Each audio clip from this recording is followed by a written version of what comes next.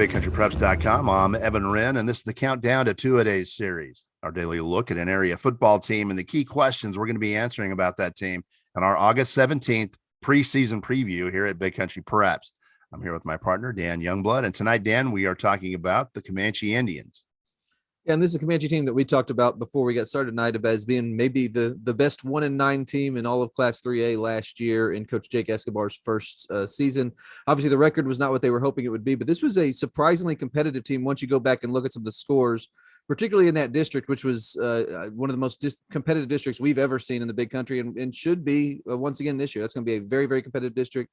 And if Comanche can make the types of strides that they're hoping to, they could very well be in the mix for a playoff spot there in the third or fourth spot.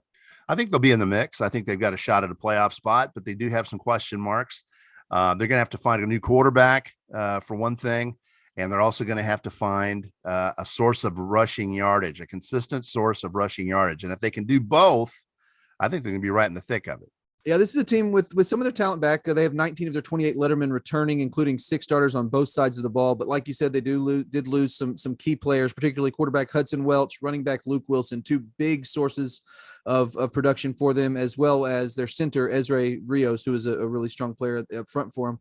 But I do like some of the talent they have back. They've got Layden Welch, who'll be competing for the quarterback spot as a junior this year, and got some really nice players out wide, led by Kyler Beatty, a receiver DB type as a junior who had over 700 yards receiving last year and 10 touchdowns. He's going to be a guy who they'll try to get the ball into his hands a lot. So they have some weapons. They've got some linemen back. They've got some talent up front. I think the key question is just going to be how some of the younger kids do step into those roles and replace some of those guys that were really key players for them last year.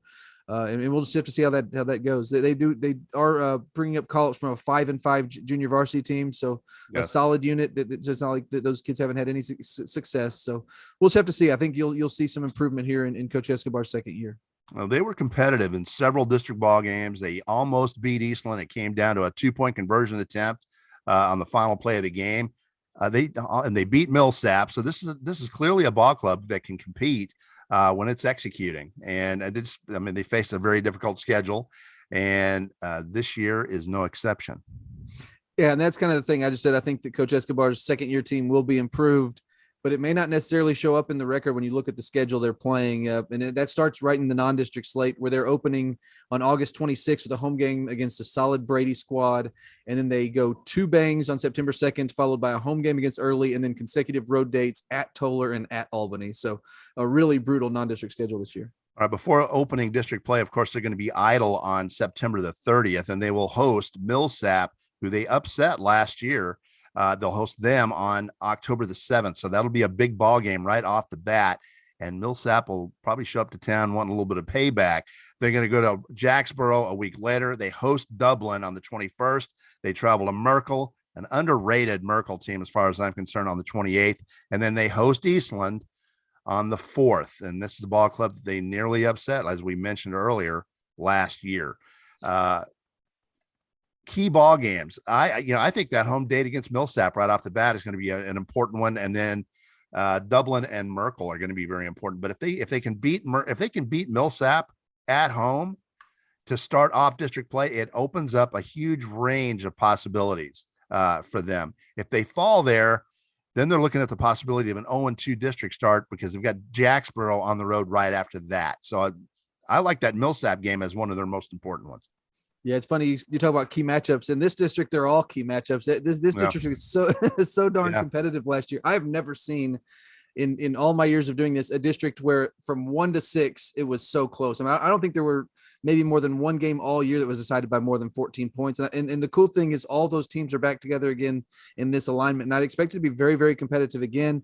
So yeah, I think that Millsap game to open the district is a big one, no doubt. But I think they're all going to be probably, knockdown, drag out fights just like they were last year, because these are all teams that at this point have had experienced some degree of success in the last 5-6 years.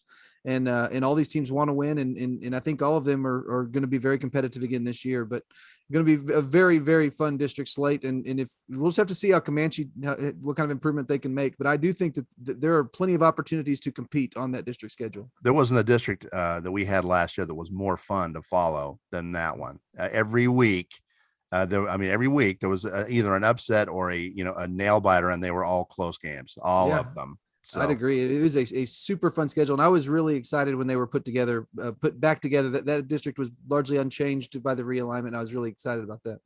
all right, and with that, it's just about time to wrap up tonight's edition of the Countdown to Two-A-Days series, the Comanche Indians. But before we do that, we want to remind you that we've got 3 separate subscription packages here at bigcountrypreps.com.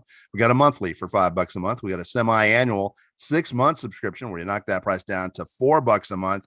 And then we got an annual 12-month subscription where you knock that price down to $3 a month, $36 for a full year of Big Country High School athletic coverage. And please note, even though we've got high inflation, we've kept our prices the same. Before we close out this episode of our Countdown series, we want to remind you one more time to be on the lookout for that August 17th preseason football preview. There will just be a ton of area football coverage. You will not want to miss that. In the meantime, thank you for joining us for this episode of our Countdown to Two-A-Days series, and make sure you join us again tomorrow when we will be talking about the Dublin Lions here at bigcountrypreps.com.